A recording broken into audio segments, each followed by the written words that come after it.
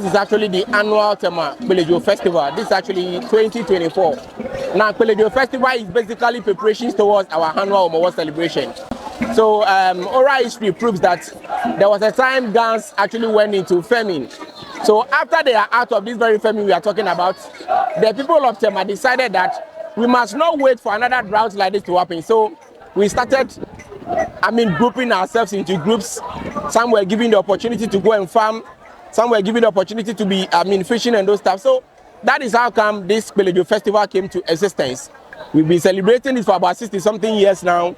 We will continue to celebrate Kpelejoo Festival. So it is basically preparations towards the Omowo Festival. Chame Kenyame, Bonnie Wele Keke Jake, Koko Pelenu Jobiane, Kpelejoo, you know, Boamakan or Yeli New. Kaju Jopelina Watape, Bianene Ochi yourself, or Akaka Wallabemi, I'll watch him. Nigbe Pamo Jake, Abafe Dio, Nigma, no able to swim, Mark when you okay, you walk home. Wakajima Pulabo telling many in Abu, and only in a new affair, one Joe Sakumo Pele, beer, war about your child Pele, in a hog about Fia, Coca, no cheer, what's our Jonawaki Pele, Alochi Pele, or one Kpelejoo purposely means that we are preparing ourselves for the annual Omowo Festival celebration. My name is Henry Oko Oninku. I'm the Public Relations Officer for Tema Traditional Council. Thank you very much.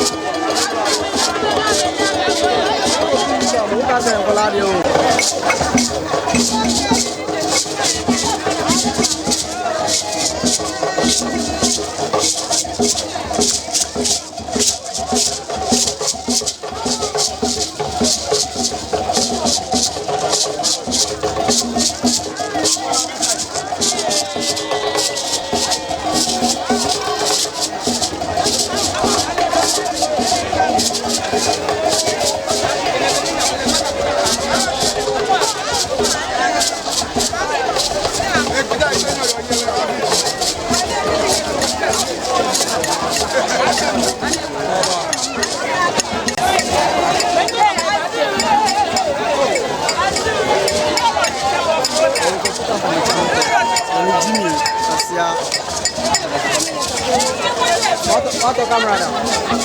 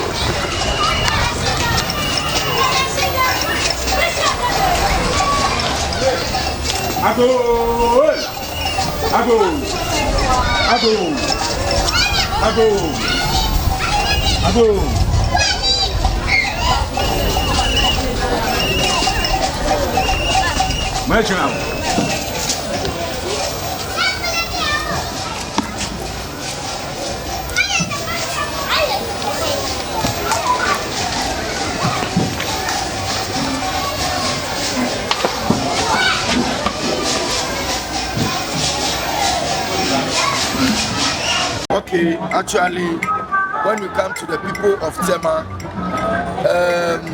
the fair festival within the year is the Kpelejoo festival. So that is the one that they are celebrating now. So this year it falls in April. So actually it takes 3 days. So Friday, Saturday, Sunday. And today, Friday, commence the festival. So that's the Kpelejoo festival for the people of Tema.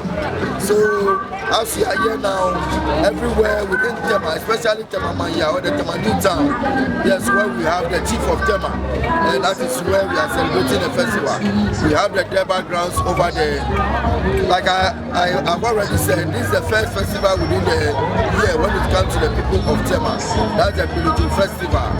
So during this festival, I mean, all the indigenous of the town, some people who are outside the town will come on Thursday, that is yesterday.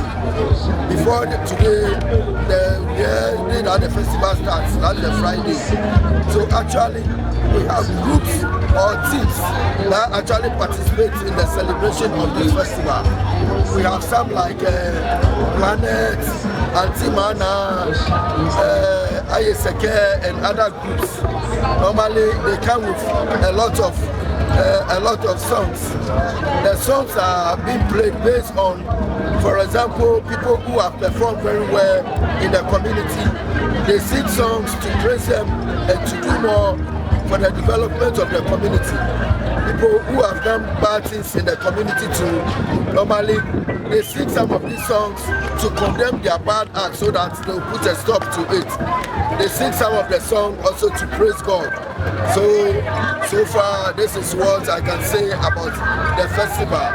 Today is Friday, they have started. Tomorrow is Saturday, they will continue up to Sunday. And Sunday is the curfew day, that is the Ajeku, the day of Ajeku. So far, this is something small that I can say about the festival for now.